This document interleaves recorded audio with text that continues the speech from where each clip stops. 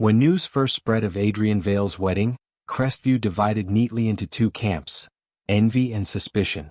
To the world, Adrien was not just wealthy, he was wealth personified. Sole heir to Vale Transcontinental Shipping, a dynasty whose fleets dotted oceans like scattered crowns, Adrien was the kind of man magazines framed as both tycoon and fantasy. Handsome in the refined, untouchable way that comes from generations of fortune, he seemed destined to marry someone carved out of the same marble lineage. A dynasty's daughter. A princess polished with old money. Someone who fit. And then he announced his bride. Selene Hart. No pedigree. No powerful surname. Society barely knew her. Those who did recalled her from half-remembered plays in peeling-walled theaters. An aspiring actress, occasionally reviewed in columns that never reached the front page. She was undeniably beautiful. The camera loved her doe-like eyes, her warm, luminous smile, the effortless grace she carried in threadbare clothes. But beauty without pedigree in Crestview was only ever written off as opportunism. The city swelled with whispers. She married his fortune. She saw her chance and seized it. She'll leave the moment she's bored of the shine. If this were a fairy tale, society sneered, it was Cinderella rewritten by a con artist. On the morning she walked down the aisle in a gown sewn with diamonds, the flashbulbs from paparazzi nearly drowned out the organ. Guests turned to each other with sly smirks, muttering as champagne hissed in crystal. And yet, behind the veil of wealth and doubt, the truth was utterly different. Because Adrien Vale hadn't met Selene Hart under chandeliers or camera lights. He hadn't even known her name the first time. It had been raining. He ducked into a small old bookshop squeezed between a bakery and a pawn store in Crestview's lower quarter. His driver circled the block, leaving Adrien, stripped of the shields of chauffeurs and suits, shaking rainwater from his coat. And there, behind the counter of that crooked wooden shop, was Selene. She glanced up, unimpressed. "You're dripping on the poetry shelf. Planning to buy Neruda, or ruin him for the next customer?" Adrien choked, startled. Most people stammered before him, eager to impress. This woman didn't even glance twice. "Do you speak to every customer like that?" he asked. "Only the ones flooding my floor," she shot back, already jotting notes in a worn script. Her irreverence clung. He returned again days later, drawn like a tide to her sharp wit and unstudied grace. Together they debated Austen and Hemingway, traded jabs over coffee during her short breaks, and one evening, he watched her rehearse lines for a play in the reflected cracks of a mirror. No gala had ever held his attention so long. Adrien grew entranced not with wealth, but with her. The way she cooked cheap pasta with laughter, the way she filled second-hand furniture with life, the way she refused to care that he might elsewhere be someone important. And when he finally asked her, it was not with flashbulbs. It was on her faded carpet. A ring shaking in his fingers, his voice quiet. "Will you build a life with me not for fortune but because I can't breathe without you?" Her answer had been a trembling, tear-stained yes. The world never learned that truth. On the aisle, beneath crystal chandeliers, whispers drowned him, but when his gaze met hers, Adrien only saw the girl from the bookshop. But truth has a fragile heartbeat in a city that thrives on scandal. On their wedding day, the battle lines had barely been drawn. From that first morning, Selene's smile was analyzed as calculated, her silence as cunning, her presence as proof of conspiracy. She had married love, but the city was determined to call it theft. Adrien thought himself immune to gossip. He underestimated it. Because once the storm of envy collides with an empire, even love struggles to keep its crown untarnished. And soon, a rival, Julian Cross, smooth-tongued banker and Adrien's university nemesis, would sharpen those whispers into blades aimed not just at her, but at everything Adrien thought untouchable. But for now in the photographs they smiled. He in a fitted black suit, she in glittering silk. Gorgeous, enviable, doomed to suspicion. The story of Selene Hart and Adrien Vale had only just begun, and already the city promised blood. The morning after their wedding, tabloids sang louder than church bells. "Cinderella or con artist?" One headline screamed. "Vale heir's fortune at risk with mysterious bride." Selene Hart, enchantress or opportunist? By breakfast, their penthouse balcony was already besieged with flashing cameras, every lens reaching for some sign of scandal. Selene stood there with a mug of coffee, the city sprawling at her feet. She sipped quietly, though her hands trembled in ways she never let the paparazzi see. "They'll slice me until there's nothing left," she murmured, half to herself. Adrien stepped up behind her, placing a steadying hand on her waist. "Let them guess. They don't know us." She turned her head, her voice flat. "What if they convince you?" The silence that followed lingered far too long.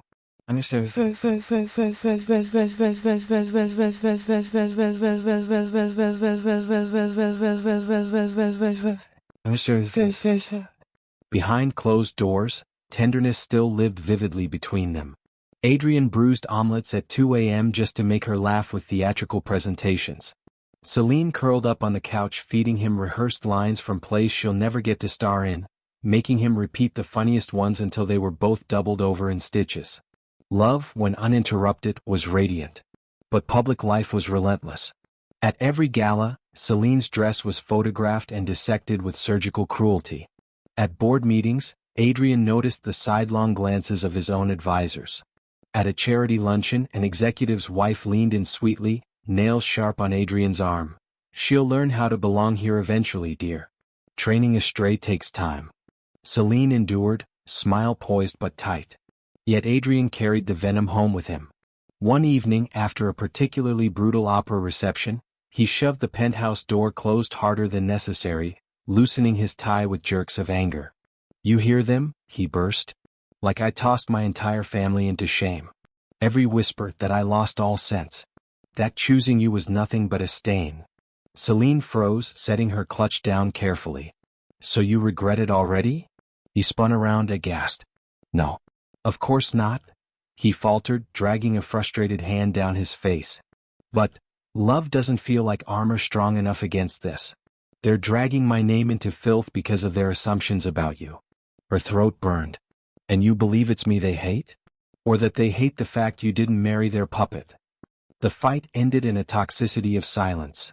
Adrien glaring at a skyline smeared with storm clouds, Selene hating her reflection in the penthouse glass. Neither admitted what now hovered. Suspicion didn't just live in the papers. It was creeping into their rooms. It worsened quickly. 3 months in, Adrien bought Selene a sapphire necklace to silence whispers of neglect. "Wear it tonight," he insisted. She shook her head. "Adrien, they already say I love your fortune. This will give them proof." "Dim yourself to satisfy them and they've already won," he replied, frustrated. She relented. Cameras loved the necklace at the opera.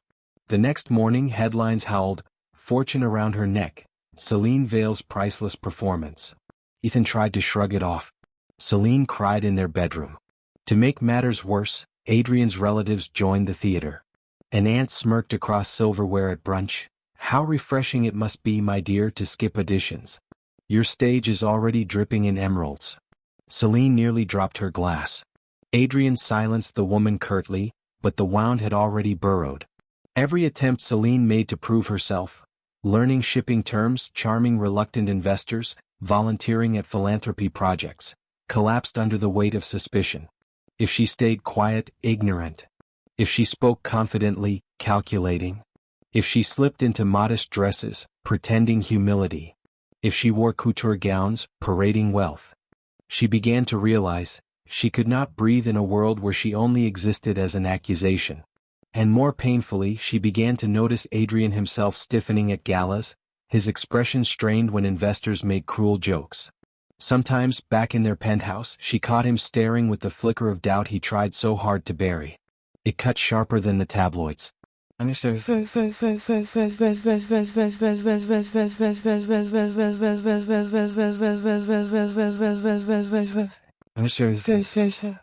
Then came the ambush.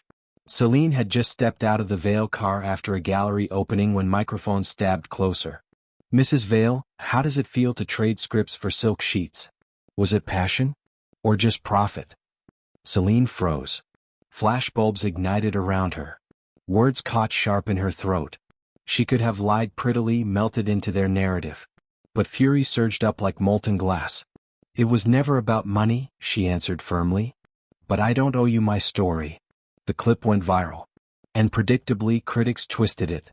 Defensive, they barked. Evasive, they spat. That night, Adrien replayed the clip 3 times silently on his phone, his face tense in the flicker of its glow.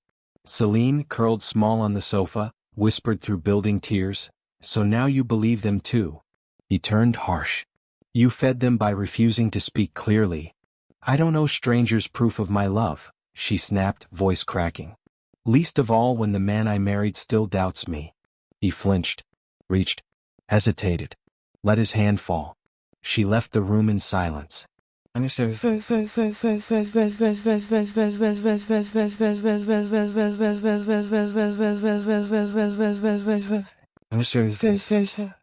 Gala laughter turned to daggered whispers.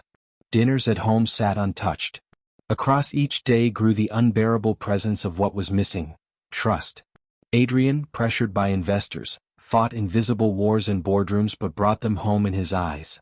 Selene, exhausted, wondered if the man who knelt on her carpet begging for love still existed beneath the suspicion. And yet the world never stopped testing them.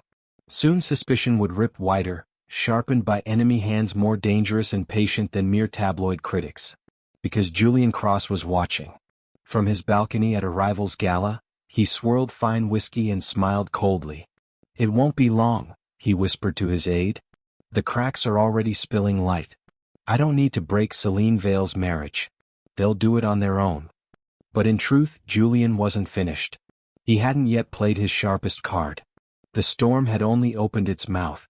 Winter-stained Crestview skyline steel gray when the scream of headlines cut like knives across breakfast tables. Vale bride embezzles millions? Anonymous source: Selene Hart funds her friends with husband's fortune. One front page even showed a blurry photograph. Selene, shoulders hunched against frost, stepping into a nondescript cafe. The caption crowed, "Clandestine meeting with co-conspirators?" By noon, the news had scorched through every corner of the city. Talk shows debated whether Adrien Vale's mysterious wife had siphoned shipping profits into charity projects that doubled as her personal stage fund. Online forums turned cruel, mocking her acting career, replaying snippets of her press night defiance, twisting each breath against her.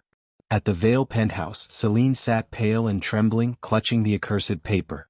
"This is a lie," she whispered hoarsely. "Adrien, I've never touched your accounts." He stood across the room, jaw locked, phone buzzing with furious calls. "Then how did they get these figures?" "I don't know." She moved toward him, frantic. "But you can't." His palm cut the air sharply. Stress carved deep rivers across his face. "I don't want to think it." His voice dropped to a dangerous rasp. "But the city is swallowing it whole." Selene's breath broke. Her body shook with tears. "So, you do believe them?" The silence that followed was worse than shouting.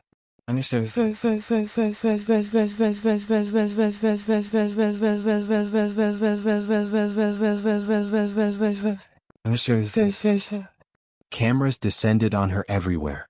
Paparazzi lurked outside flower stalls she ducked into for bread. High society ladies who had once smirked at luncheons now turned shoulders like executioners when she passed. Even the theater crowd she once cherished shrank away, embarrassed to be linked with scandal. At night, their penthouse turned cavernous and sharp. Plates of dinner cooled untouched under gold chandeliers. Words soured before they reached mouths. Adrien stayed later at the office, jaw clenched against ringing board calls. Selene curled alone in their wide bed, the silence stretching like wire, cutting deep. She tried to fight. One afternoon she strode into the Vale boardroom, fury lending her height. Her voice didn't shake as she demanded, "Check your ledgers.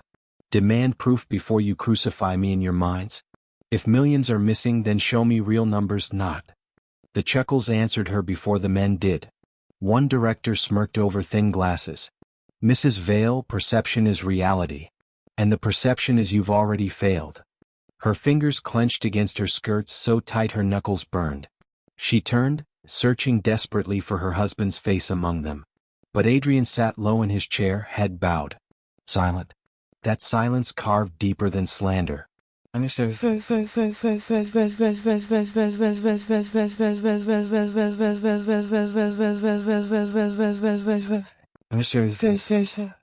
That night, rain hammered sharp against glass. Selene stood in the bedroom doorway, voice shattered but defiant. "When this began," she whispered, You knelt on my threadbare carpet and said it was love. Was that true, Adrien? Or only until defending me became more costly than doubting me? He didn't move. His broad shoulders hunched at the glass, his reflection blurred in rivulets of rain. Answer me, she pushed, voice splintering. Finally he turned. His eyes were bruised hollows, his tone heavy. I want to believe you, Selene. I do. But every headline, every whisper. Her bitterness cracked into tears. So you require the city's permission to trust your wife?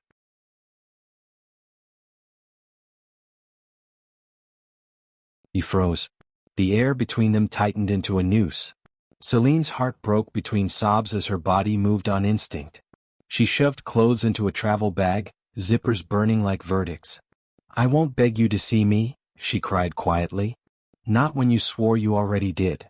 The echo of the door slamming behind her was louder than any crowd's judgment.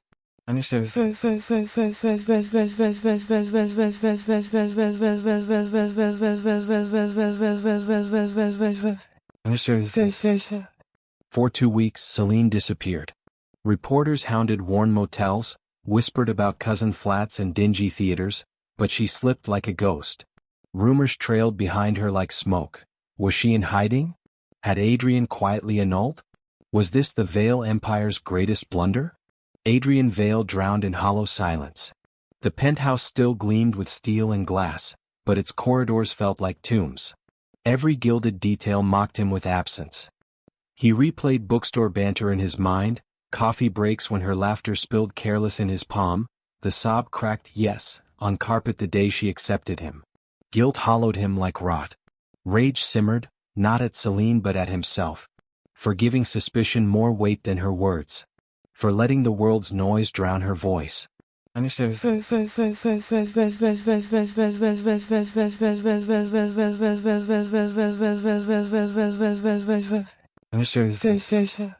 The first glimpse of truth came not from a whistleblower but from accident.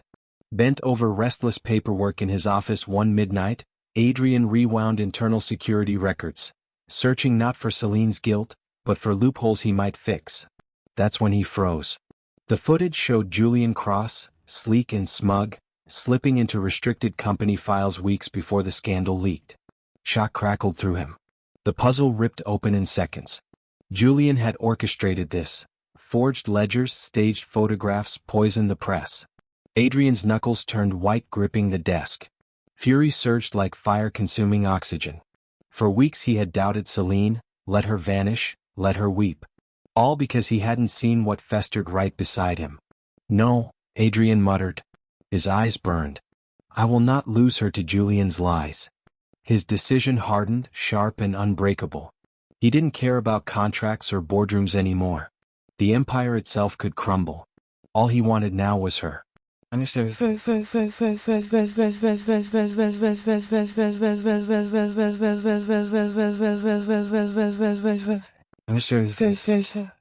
The next morning, he stormed the boardroom that had smirked at her. Slammed evidence against polished wood. Security clips, doctored emails, records signed with Julian's fingerprints. You called my wife a fraud, he barked, voice like iron. The only fraud sits outside this room with his whiskey glass. Faces blanched. Some stammered excuses. But Adrien's declaration made one thing absolute.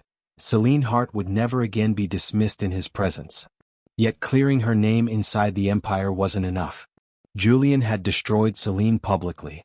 So Adrien would repair her publicly, or not at all. For the first time in months, Adrien Vale walked willingly into the burning mouth of cameras. Adrien Vale had spent his life hiding emotions behind polish.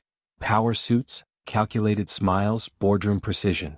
But in the days after discovering Julian Cross's treachery, he realized calculation had cost him more than money, it had cost him Selene. In the silence of his office, he pressed palms to tired eyes and replayed memories that hollowed him. Selene's voice breaking in their penthouse doorway, her hand trembling as she packed a bag, the door slamming behind her. He'd let her leave under suspicion he should never have entertained. Now he swore, never again. But how do you undo doubt? Not just to her but to a world that already convicted her? Adrien made up his mind. He would not whisper the truth in back rooms. He would roar it in the streets.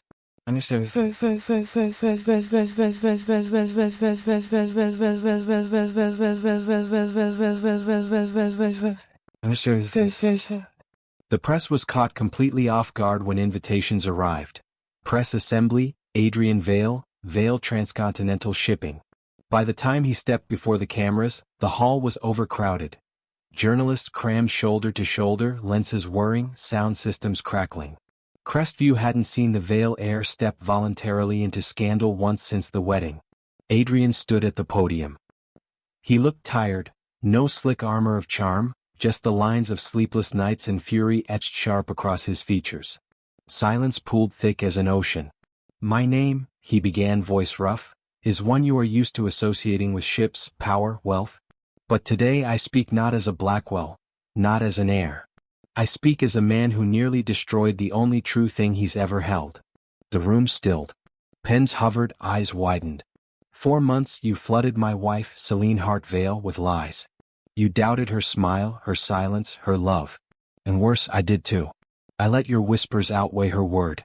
That is my greatest mistake, not hers." Gasps rippled. Even the most hardened reporters felt the break, the raw tremble in his voice. He lifted a folder, slamming it open onto the podium. Screens behind him lit with damning evidence. Julian Cross entering restricted company records, doctored ledgers attached to his login, names of bribed journalists. "This is your villain," Adrien thundered. "Not the woman you humiliated in headlines. Julian Cross forged every scandal you delighted in. He poisoned your stories because envy rots where love dares exist." Shouts erupted, reporters clamoring, cameras firing. But Adrien leaned closer, almost whispering into the microphone, in words carried across every feed, every screen. "And while the world laughed, I failed her. And so I stand here now to tell you this. I owe Selene Hart more than the truth. I owe her my heart again. Not dressed for empire. Not gilded for your entertainment. Unmasked. If she allows me, I will love her in bookstore shadows, in theater dust, in the smallest corner the world forgets. Because I would rather live poor at her side than rich without her." The hall broke into chaos, some scoffing outright, others scribbling furiously, young journalists blinking because they had never seen a billionaire cry in public. But people listened. By nightfall, broadcasts cut together his confession. The internet exploded. Memes and debates filled feeds. Vale heir breaks silence. Some dismissed it as performance, but others saw something they couldn't deny, truth trembling in his voice, guilt cracking through polish. And somewhere across the city, Selene saw it too.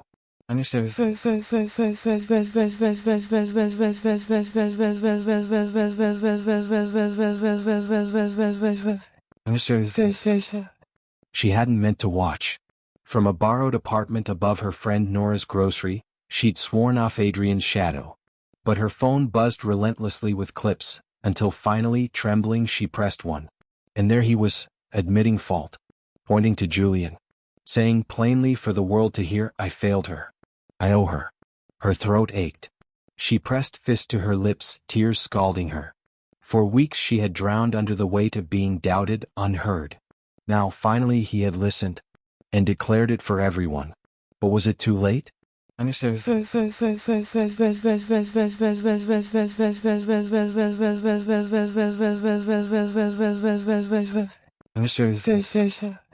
Adrien didn't wait for an answer to come crawling back to him. That very night, after the conference, he walked into the theater Selene once loved like a second skin. The Phoenix's stage was empty, dust rising in low light. And there she was, alone, rehearsing, her comfort, her refuge, her way of trying to survive herself. Lines whispered into cracked air, as if pretending audiences still watched. When she saw him in the doorway, her chest seized. "Selene," he began softly. He had no suit coat, no entourage. Just himself. She tried to swallow hard, tried to keep mask in place. "You shouldn't be here."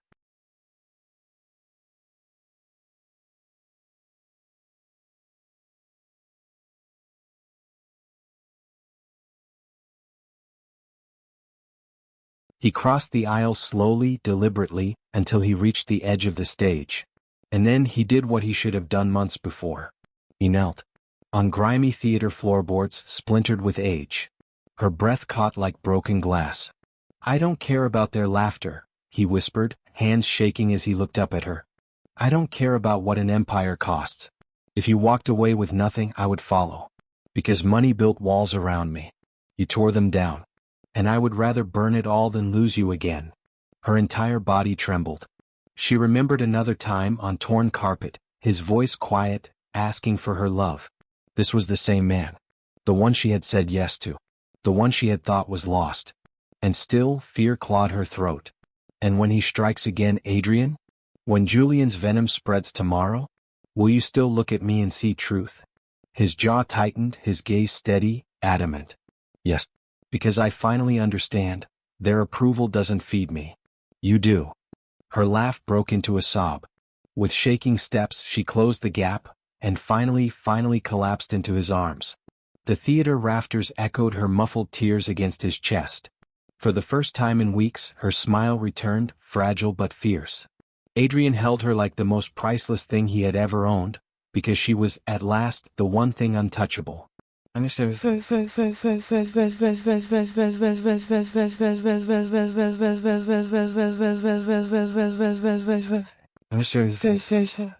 The scandal would not vanish overnight. Julian would not retreat. But love had fought fire and still breathed. And this time, the Vale marriage was no longer fractured. It burned brighter than steel. For the first time in months, Selene and Adrien slept in the same bed again.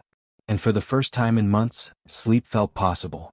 The world's whispers hadn't vanished. The morning after Adrien's public declaration, tabloids screeched twice as loudly. Billionaire sobs for wife. Confession or performance?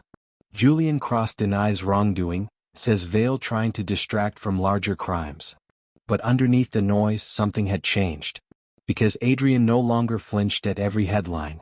And Selene no longer doubted that at least in his eyes she was not guilty. They weren't healed, but they were together.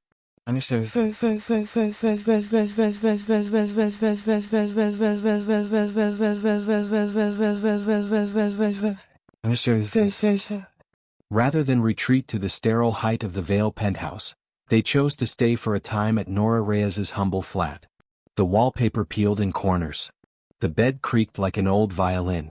The radiator coughed violently through the night. But Selene slept deeper under those cracked ceilings than she ever had beneath chandeliers. Adrien, used to silken sheets, found himself adjusting with surprising ease. He sat cross-legged on a lumpy mattress, reading ship reports while Selene reheated leftover stew. They drank coffee from mismatched mugs, laughter muffling through the radiating pipes. It was domestic, imperfect, mortal. But in its imperfection there was safety. Strange, isn't it? Selene murmured one morning, huddled in a cardigan that had certainly seen better decades. Silence here feels like peace. Silence in that penthouse felt like prison. Adrien winced, the word striking deeper than she intended. Because I made it one. She softened. Met his gaze with that unflinching steadiness that once startled him in a bookshop. What happens when the world sharpens again, Adrien? He reached across the cracked kitchen table, taking her hand. Then I'll still be fighting. For you. With you. Even if it's offstage, unseen. Slowly, brick by brick, trust began to patch itself back together.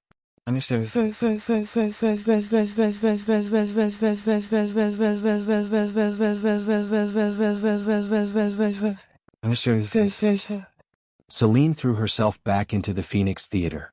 The dusty warehouse with second-hand lights thrummed again with rehearsals. Actors returned, ragged but loyal, rallying to her. Each creak of the rafters, each rough-cut prop, reminded her of who she was before society tried to drown her. Not Adrien's wife, not Crestview's scandal, but an artist. Adrien didn't hide her. He didn't try to shield the project from whispers. Instead, he showed up quietly, sweeping stage floors after actors left, drinking burnt coffee with stagehands. Once, Selene teased, catching him hauling a stack of set planks in an Armani shirt. "You're aware you're the richest janitor in Crestview?" He grinned at her through the dust. "Best promotion I've ever had." And though headlines still circled calling the Phoenix a vanity theater, audiences began trickling in. Students, dreamers, families weary of opera halls they couldn't afford. Slowly, applause filled the warehouse rafters with warmth.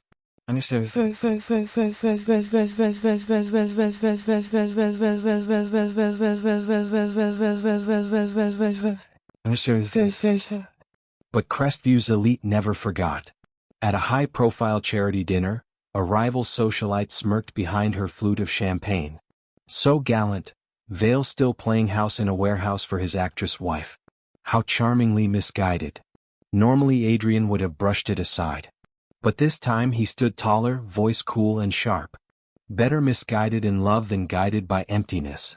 For once, Selene did not feel like an ornament. She felt like his equal.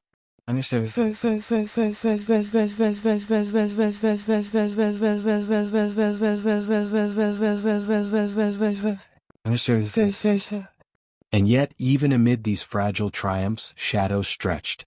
Some nights Adrien still returned from the office with tension in his jawline, reports of investors fretting under Cross's manipulations. "Your wife," they continued to mutter in veiled disdain, as though her existence itself was a liability. Selene, too, still woke some mornings with whispers echoing in her skull: gold digger, spotlight thief, pretender. Healing was not linear. It was messy. On one wet evening, an argument burst sharp. Selene accusing him of listening too closely to the board, Adrien snapping at her for caring too much about critics. Minutes later, they collapsed into each other's arms, apologizing between tears. Rebuilding wasn't fairy magic. It was two hands fumbling brick by brick in the dark, choosing each day to stack the next stone.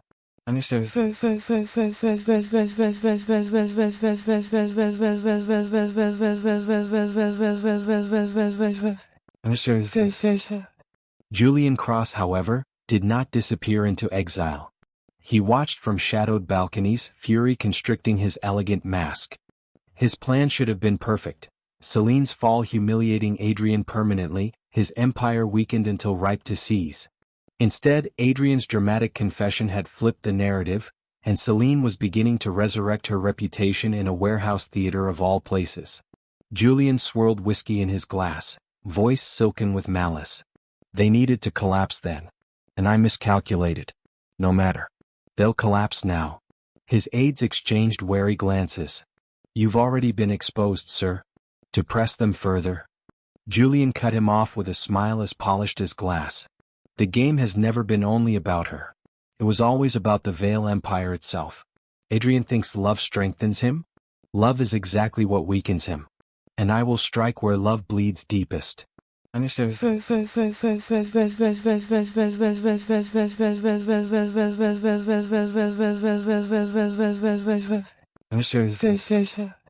Back at Nora's flat, Selene and Adrien curled together by the window, listening to the rain hiss against glass. "I still want to believe they'll one day see me," Selene murmured.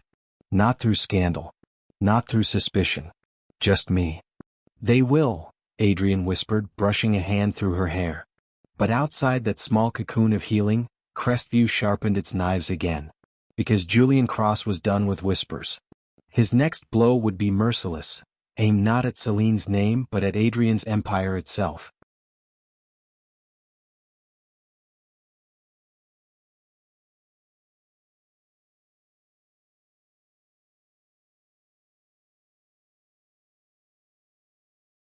And if Adrien wasn't careful, rebuilding love on theater dust might come crashing down under the weight of dynastic war. The Phoenix Theater wasn't meant to impress. A refitted factory warehouse, paint peeling on brick walls, metal chairs arranged in crooked rows, it looked more like a garage sale than a prestigious stage. Yet each night people came. First in dozens. Then in hundreds. By the end of winter, lines curled around the block like hungry serpents. Word spread that inside its walls lived something real. Not jewel-dripped productions. Not critics pandering to donors. But raw, electric plays that made paupers laugh and aristocrats squirm. At the center was Selene Hart Vale. No longer just Adrien's wife, she stood tall as playwright, actress, director, leader. Her company, a ragtag blend of rejected performers and overlooked aspirants, adored her. She listened to their ideas, coaxed out their best, and poured her own soul into roles until audiences gasped in disbelief. During one sold-out performance, Selene delivered a monologue about a woman accused of loving a man for his fortune. stripped of name, burned by rumors, yet still defiant. The audience erupted, not with polite applause but thunderous, stomping roars. Adrien, seated in the back row, felt tears prick his vision. The play was her story, their story, sharpened and bared for the city to see. And for once the city listened.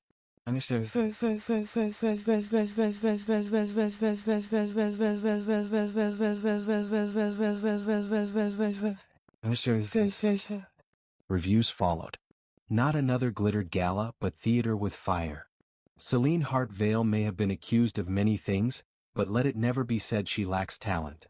The same critics who once called her a fraud were forced to grudgingly admit what audiences already knew. She was more than a scandal. She was a phenomenon. "You've turned dust into flames," Adrien told her one night, gripping her hands as she returned, flushed, from yet another ovation. She smiled wearily. "It doesn't erase everything they've said." "No," he agreed. "But it writes something new. And no one can take that away from you." Selene's chest warmed with pride. For the first time since marrying Adrien, she felt like she was more than an accessory to his empire. She was building her own.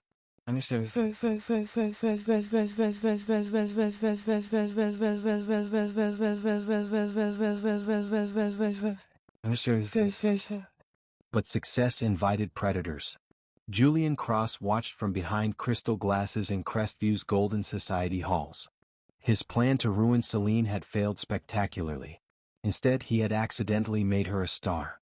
Now whispers floated not of her disgrace but of her courage, of her strength, and worst of all, of her influence. Julian slammed one of those glowing reviews onto his desk, teeth clenched. "She's converting scandal into sympathy. Adrien doesn't just have a wife, he has a symbol. That makes them dangerous." An advisor cleared his throat nervously. "What would you have us do, sir?" Julian's smile turned thin and lethal. "If the people cheer her rise, then let's corrupt it. Turn her brightest fire into proof of her corruption. Ambition is her weakness."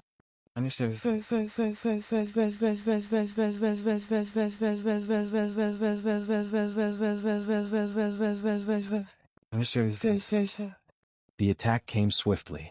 An anonymous grant offer arrived at the Phoenix Theater, promising millions in funding. The company buzzed with excitement. This was enough to upgrade lighting, costumes, sets. Enough to give them sustainable future. But Selene froze when she read the fine print. The sponsor? Crane Holdings. Julian's hand offered in masquerade. Her stomach turned. If we signed this, we'd be his. Every production, every script, legally tied to him. Her cast begged. "Selene, this could change everything for us. We're rehearsing in coats in winter. We need this." Her voice trembled when she said no. "We will never be bought." The disappointment in their eyes broke her. And when the news leaked, because Julian ensured that it would, papers exploded again. Phoenix Theater secretly funded by Vale Fortune. Selene Vale rejects Crane grant, vanity or cowardice? Julian appeared in interviews smug as ever. "I offered to support her art sincerely." She refused. Curious, isn't it, for a woman who has never hesitated to live off her husband's fortune? The smear worked. Ticket sales downturned. Corporate sponsors vanished. Actors whispered that Selene's pride was killing them. Selene felt the walls closing again.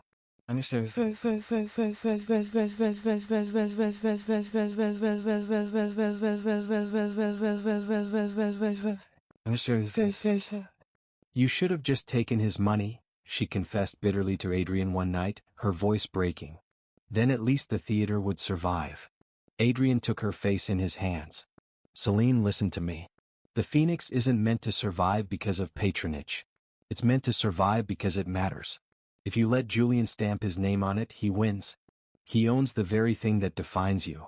She wept, torn between loyalty to her company and loyalty to herself. But the next day she made her choice.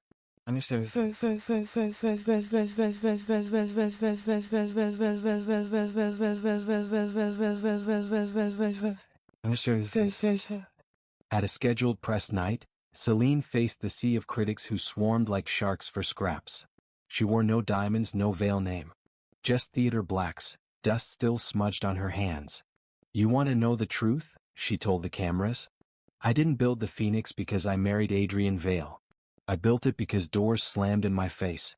Because opportunities vanished when society branded me unworthy. I built it with actors who believed in stories that mattered, with nights spent in a warehouse so cold we rehearsed in gloves. So if you call that vanity, fine. If you call it survival, fine. But note this, Julian Cross can buy theaters. He cannot buy hearts. The crowd bristled, stunned by her rawness. Internet feeds lit instantly with clips. Young artists worshipped her blunt honesty. She's telling the story we all live. Overnight, the Phoenix turned from a vanity project into a symbol of defiance.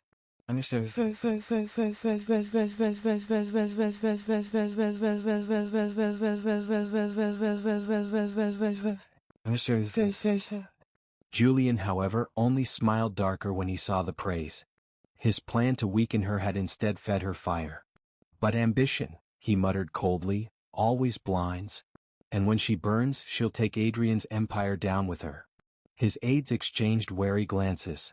Because behind that smile, Julian Cross was already crafting his final, most ruthless plan. Not to smear Selene's name, but to shatter Adrien's empire itself, with Selene caught helpless in the crossfire. The applause still rang in Selene's ears long after her defiant speech. Crowds had risen to their feet in the Phoenix, cheering not just the play but her defiance. For the first time in months, maybe years, she felt untouchable. But untouchable was exactly the illusion Julian Cross specialized in shattering. 2 weeks after her stirring address, new headlines broke like a thunderclap. Phoenix Theater a secret Vale cover? Anonymous donors reveal Vale funds keep Selene's stage alive. Photos accompanied the story. Adrien seen carrying stage equipment, Adrien quietly signing invoices for lighting gear.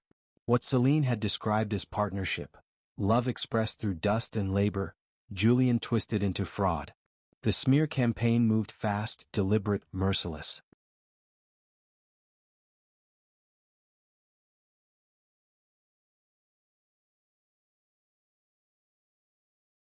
She says she built it from nothing, one columnist snarked, but the nothing in question is her husband's bank account. Another jeered, poor girl makes good, except it's all still the rich man's shadow. Ticket sales plummeted. Lines around the block evaporated in days. Inside the Phoenix, Selene stood before her beleaguered cast. Half the actors had downcast eyes. Nora Reyes tried valiantly to reassure her, but the truth slipped through. Selene, people are scared. If this theater closes, we're out of work. Your choice to reject Crane's money is making us bleed.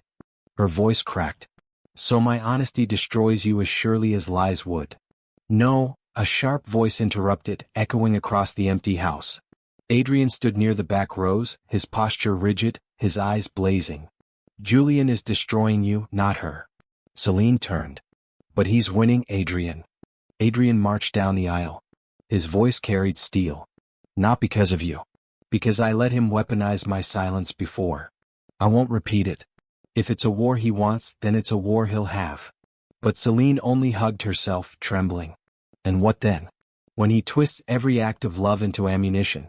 When your empire itself gets dragged down just because you love me? He stopped midway down the aisle, chest heavy.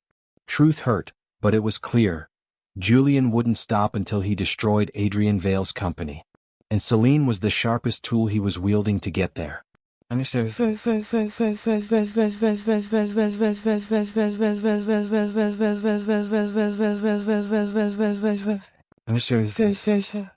Julian escalated. He began leaking not just doctored images of Adrien supporting Selene, but also real corruption festering in the Vale Empire's older roots. Shady port deals, bribes from executives long dead, favoritism in shipping contracts. History doesn't care who signed the deal, Julian told a private gathering, voice velvet wrapped around glass. All anyone sees is that Adrien Vale inherited filth, and his scandalous wife benefits from it. Together, they make the perfect storm of corruption. Soon even investors once loyal to Adrien leaned nervously toward Julian. Perhaps we need stability, they murmured. Perhaps crossing to Crane Holdings is safer than sinking with Vale. Julian's smile cut like razors. He was patient. Each smear against Selene hollowed the financial fortress around Adrien. It was empire war disguised as marital drama.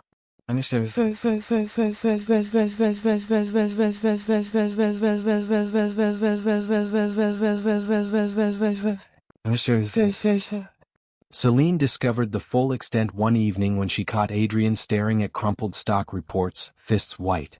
"Tell me," she demanded softly, "what they're saying." He looked up weary.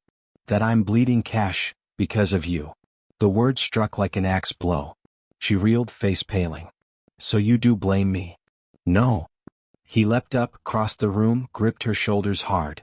His voice broke. "I blame myself. For not standing sooner. For letting him twist every act of loyalty into a weapon." Her eyes burned. "And what happens when your empire falls, Adrien? When my name reduces everything you built into ashes?" He traced trembling fingers over her cheek. "Empires can fall. You cannot. If holding you cost the Vale name, then Vale was never worth having." Tears surged in her eyes. She wanted to believe. She wanted to stitch his words into armor. But still the whispers lacerated her chest.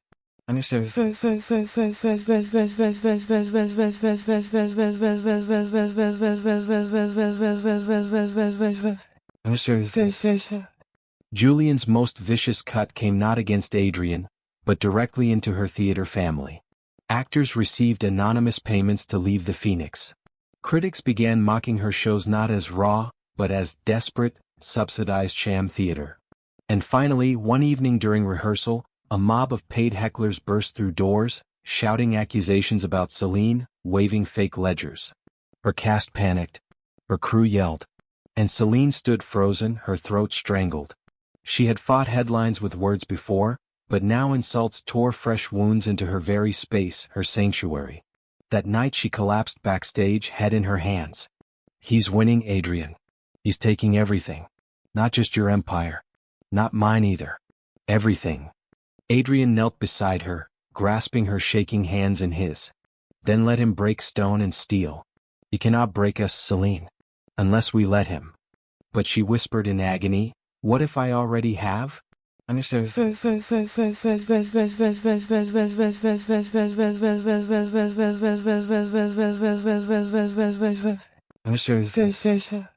In another tower across the city, Julian watched footage of the staged protest flooding feeds. His lips twisted into a poisoned smile. "Watch her crumble," he murmured. "Watch him panic. He stands, I tear her down. She falls, I say I warn them. Either way, the Vale Empire collapses into my hands." He raised his glass lazily. "And love, that ridiculous fire they cling to, will melt itself into ruin."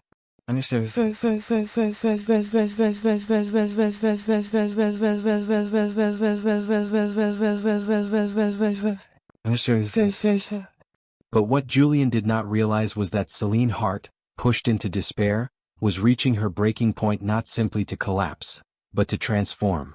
For buried under hurt and humiliation, a very different fire sparked. She was not merely going to defend herself anymore. She was going to confront Julian Cross. Not backstage, not in newspapers, but on his own dazzling battlefield, the society halls he believed belonged entirely to him. And when she finally stepped into that marble den of wolves, her voice would not tremble. It would burn. The invitation arrived in heavy gilt, embossed with a black crane that seemed to sneer up from the envelope.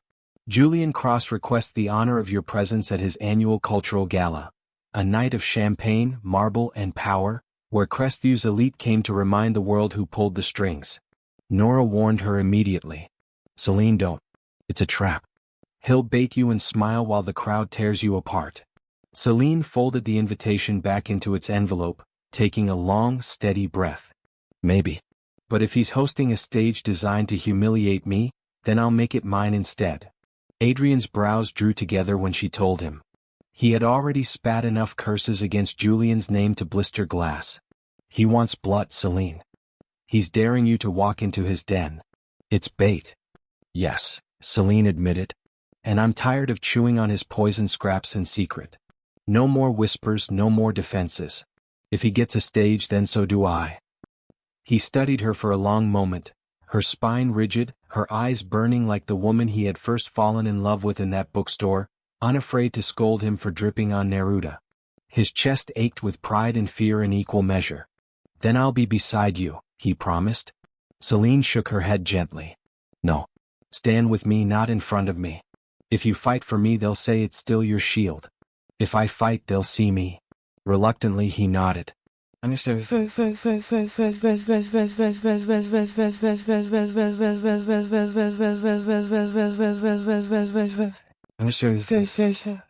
The crane gala unfolded like a performance. Crystal chandeliers dripped light onto gowns sparkling with crushed diamonds. The room shimmered with curated laughter, the sound clinking like glass on stone. Politicians, heirs, and matrons glided across the marble, each draped in wealth and smug recognition. And the moment Selene entered the doors on Adrien's arm, wearing a simple black gown without jewelry, hair swept elegantly but without ostentation, the air itself shifted. Whispers hissed like serpents. She dares come here? Shameless. She'll be feeding on Cross's table scraps next. From his elevated balcony, Julian Cross drank in the gasps like wine.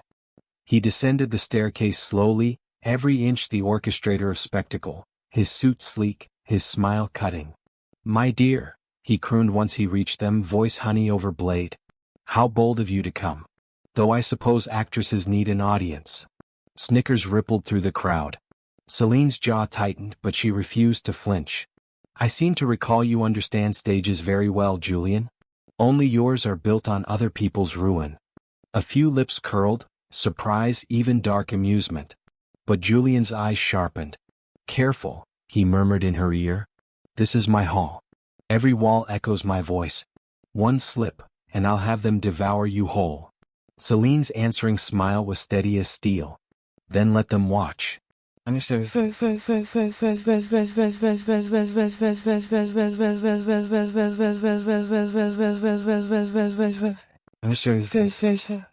The confrontation came midway through the evening. Julian raised his glass to deliver a toast from the central dais. "To true patronage," he declared, "to those who understand art, business, and legacy cannot exist without generosity. Unlike certain imposters who build vanity projects stuffed with lies and call it integrity." All eyes swiveled toward Selene, hungry for her collapse. But this time she stepped forward. "Yes," she said clearly, her voice carrying across marble. Gasps pricked the air. It was unheard of to interrupt Crane in his own gala. Julian smirked, amused. "Do enlighten us, Mrs. Vale." Selene turned, deliberately raising her chin so her voice addressed not him but the entire room. "You've all called me names.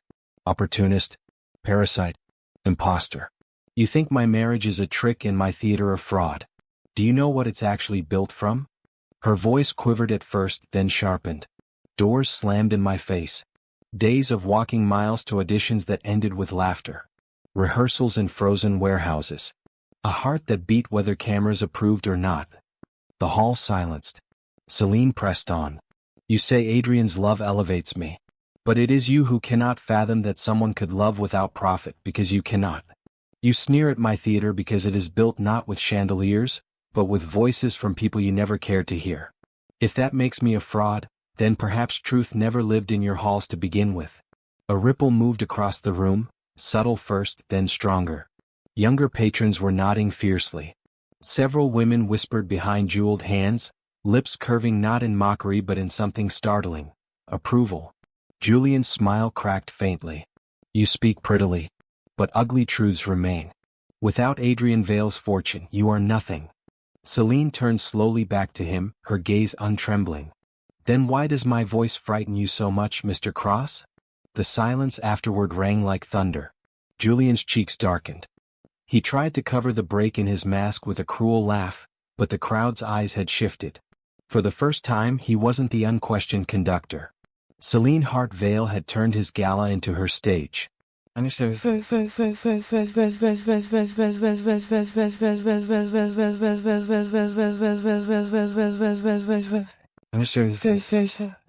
Adrien stood at the side, fists clenched with defiant pride.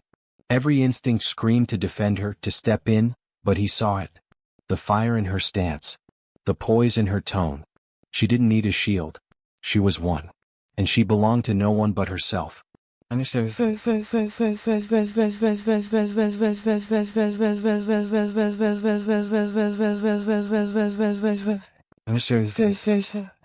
By the time Selene left the dais, murmurs followed her like sparks trailing flame. Not everyone applauded. Crestview's elite wasn't so easily softened, but something irreversible had cracked. Julian had been challenged in his own fortress, and Selene had not bent. She slipped through the heavy doors into the night air, chest trembling. Adrien caught up, wrapping his coat around her shoulders. "You burned the house down," he murmured, awe shimmering in his voice. Selene's laugh came shaky, almost disbelieving. "I thought my knees would buckle." "They didn't. You were magnificent." She leaned into him, tears pricking. "I was terrified."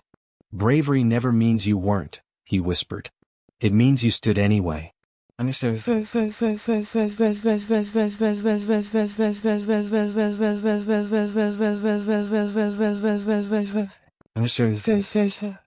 Inside the gala, glass cracked in Julian's clenched fist. His bloodied palm trembled with rage. "She thinks speeches earn her victory?" he hissed. "She'll learn fire doesn't purify. It consumes. If I cannot silence her mouth, I will collapse everything she stands on." His aides shifted uneasily. From that shattered toast onward, Julian stopped pretending this was about Selene alone. It wasn't. It was about Adrien's empire. His birthright. Vale Transcontinental. And Julian Cross would scorch the oceans themselves if it meant turning Adrien and Selene into ash. Defiance had bought Selene admiration, applause, even newfound sympathy across Crestview. But defiance wasn't enough to stop Julian Cross. 3 days after her confrontation at the gala, the city woke to explosive reports splashed across headlines. Vale Transcontinental under investigation for corruption scandals. Leaked files, decades of bribery lurking beneath Vale fortune. Cross demands inquiry. Can heir Adrien Vale be trusted with global contracts? Unlike past scandals, these accusations weren't entirely forged. Julian had dug deep into old skeletons, crimes committed decades ago by Adrien's grandfather, concealed under layers of corporate secrecy. They had nothing to do with Adrien. But in the public court, perception outweighed timelines. Within hours, investors fled like rats from a flooding ship. Contracts were withdrawn. Cargo routes ground to a halt. For Crestview's elite, the conversation shifted ominously. Vale is collapsing. Julian Cross may be the future of shipping.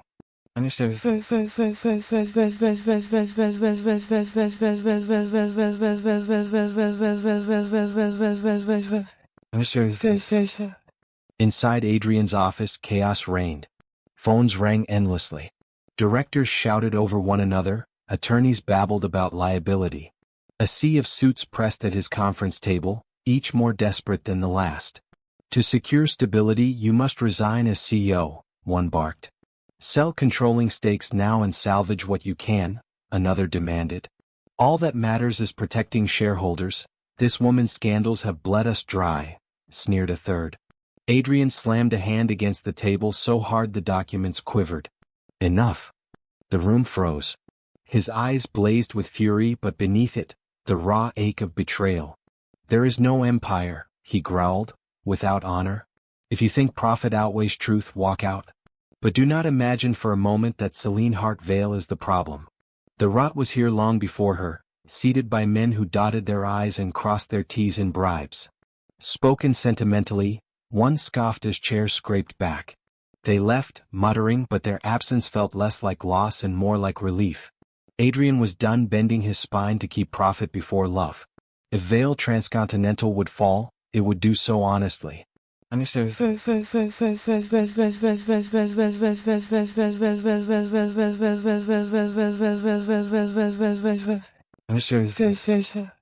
Meanwhile, Selene sat on the warehouse floor of the Phoenix Theater, staring at unpaid invoices and a company half scattered by fear. She'd thought her fire at the gala had shifted the tide, but Julian's strike against Adrien meant her theater was collateral. Rumors swirled again that the Phoenix was funded by crooked money. Sponsors fled terrified.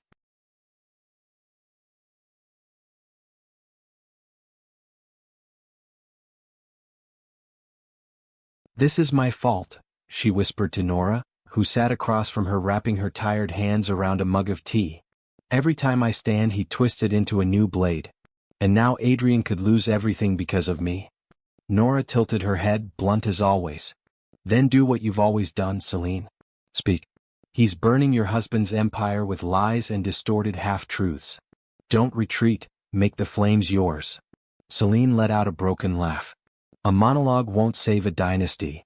No, Nora said calmly. But the woman you've become might.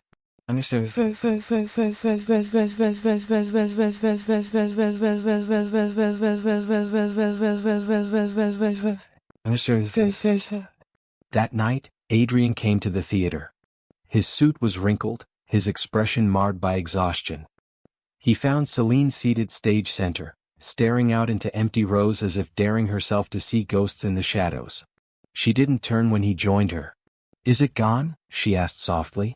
Maybe, he admitted. Julian's ambition isn't new. He's wanted this empire since the day he realized I'd inherited what he couldn't. But now he's closer than ever. And it's because of you he found his weapon. Her chest tightened. Her fingers clenched against her knees, and then his hand covered hers before despair could swallow her whole. Listen to me, Adrien said, voice hoarse but certain. I don't care if Vale Transcontinental crumbles into the sea. I don't care if Crane Holding swallows every last contract. Because they'll rebuild the docks, the ports, the fleets, but no one could rebuild you. And I already managed to lose you once. I will not do it again. You are not my weakness, Selene. You are my reason. Her tears blurred, spilling over. I can't let you fight this alone, she whispered. Then don't, he said. Fight it with me. On your stage. In their boardrooms. Together. Her heart drummed harder than the applause that once thundered for her.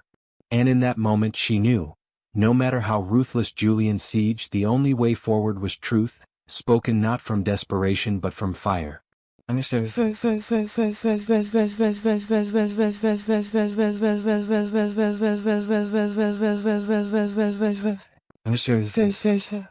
The couple prepared for war. Adrien requested a live broadcast, an unprecedented move that sent networks scrambling. Selene gathered her troupe, begging them for trust one last time, asking them to perform their truth in solidarity. When the night came, cameras filled a grand press hall. Reporters shoved microphones forward, greedy for Vale's downfall. Julian himself appeared at the edge of the crowd, arms crossed, his smugness radiating like perfume. Adrien stepped up to the podium, Selene at his side. He looked into 1,000 eyes, into 1,000 judgments, and did what no heir before him had ever dared. I will not hide behind my grandfather's shadows, he said. Yes, there were bribes. Yes, there was corruption in old ledgers. I inherited an empire built on more than steel and ships. But I refuse to let dishonor thrive unchallenged. We submit ourselves to full investigation. We will open every archive, expose every truth, because legacy without honesty is not worth living. The room exploded in gasps, murmurs, scribbling pens. And then Selene stepped forward. Her voice carried not from the microphone but from the marrow of her bones. You wonder why I stayed when the world spat at me, why I built a theater from concrete dust, why I love Adrien Vale. It wasn't for fortune. Look at us. Fortune is unraveling before your eyes. It is because love is the only empire worth fighting for. Call me a fraud, call me ambitious, but if ambition means refusing to bow to liars like Julian Cross, then I wear it proudly. Whispers erupted, but this time something shifted. In Selene's words, people recognized something rawer than scandal. Conviction. Adrien took her hand, lifting it high, eyes never leaving the cameras. Together we stand. Not gilded. Not defended. Equal. And no empire, not Cross's, not mine, will ever silence that. Julian's smug mask fractured, fury cracking his polished veneer. He turned on his heel and stormed from the room.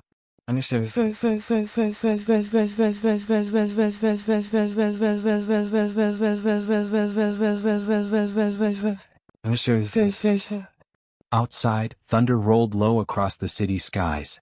Adrien and Selene knew the war wasn't over. Legal battles, financial fallout, public scorn still stalked them. But they had spoken truth into light. And for the first time Julian had flinched. They left the hall hand in hand, their grip firm despite the storm. And Crestview whispered not of empire that night, not of scandal, not even of fortune. It whispered of a man and a woman who refused to bend. The city buzzed for days after Adrien and Celine's joint declaration. Some dismissed it as theatrics. Others, surprisingly, called it revolutionary. To see a billionaire weep at microphones, to admit ancestral corruption on live feeds, to watch a poor girl turn scandal steal back her humanity in sentences sharper than glass. There was no going back to whispers.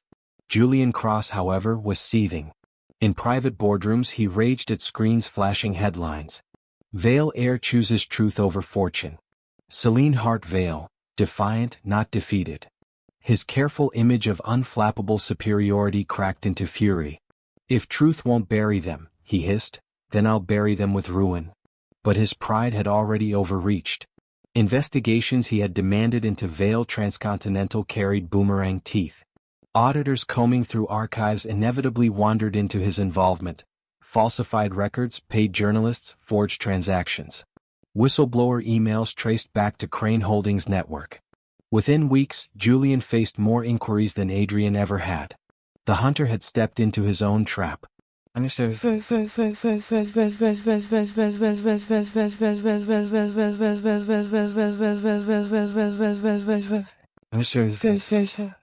For Adrien and Selene, the days that followed were no fairy tale. The stock plummeted lower. Investors abandoned ship. Lawsuits barked at their heels. The penthouse, once gilded, stood half empty, servants gone, halls silent. But strangely for them, this emptiness wasn't unbearable. They cooked charred pasta over a stove that sputtered without hired staff. Selene dyed curtain scraps to patch Adrien's one intact jacket. Some nights, the power flickered from unpaid bills. And yet, as they ate burned meals on the penthouse floor, Adrien caught himself laughing. Real laughter. Not the stiff chuckle of society dinners, but the kind born of absurdity and gravity shared. "Do you realize what a fool I was?" he said once, twirling spaghetti too long boiled. "I had a chandelier worth more than this pan. And I've never enjoyed dinner more." Selene grinned, eyes glowing under candlelight. "Strange. You're wealthier now without it." He reached to tuck a stray lock of hair behind her ear. "Because of you." Meanwhile, the Phoenix Theater was another battlefield turned miracle. Initially hit by the same whispers of tainted funding, it weathered storms only through Celine's relentless resolve. She refused to shut her doors. Rehearsed even when two actors showed. Performed with sets cobbled from broken wood and paint scraps. But truth, especially stubborn truth, finds echoes. Audiences returned. Ordinary families, students, neighbors. People started showing up not in spite of scandal but because of it. They loved Celine's unwillingness to crumble. If aristocratic halls mocked her, the streets embraced her. Within months, the Phoenix was full again. Tickets sold out by those hungry for piercing stories about injustice, scandal, and redemption. On opening nights, applause vibrated the metal rafters. Adrien sat in the back row, not as billionaire or heir, but as the man who had once dripped on Neruda's poetry in a dusty bookstore. Each ovation for Selene fed him more pride than any empire prophet ever had.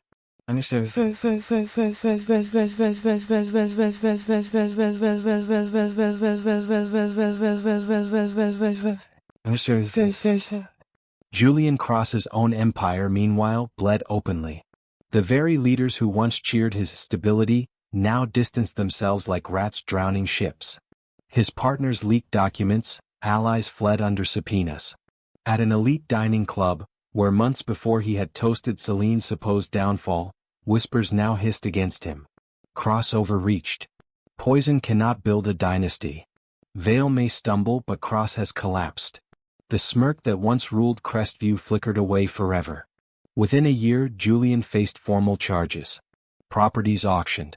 His name, once dripping in marble ballrooms, became synonymous with cruelty undone by arrogance.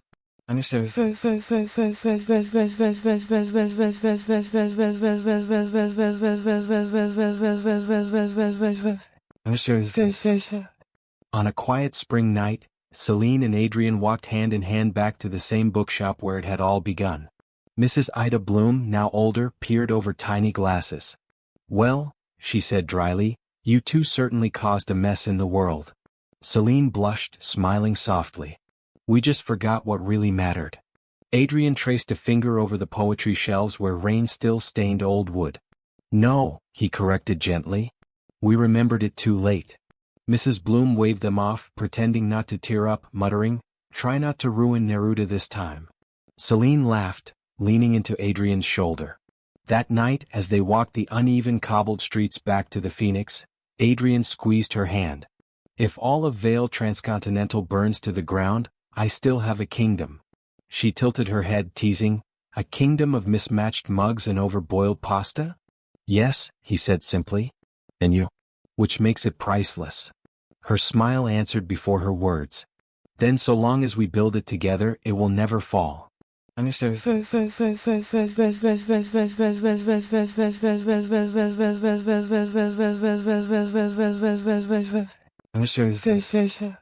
Months later, when Selene took her bows beneath thunderous applause in a packed Phoenix theater, Adrien rose in the audience. Cameras tried to capture the moment, eager for new headlines. But instead of scandal, they caught something else. A billionaire heir stripped of empire clapping wildly for the woman who had become the beating heart of a city. A poor girl, once whispered about, now commanding ovations, laughter, and tears. Love forged in fire. Love that defied suspicion. Love tested until unbreakable. Society finally wrote a new headline. Adrien Vale and Selene Hart, not fortune but flame.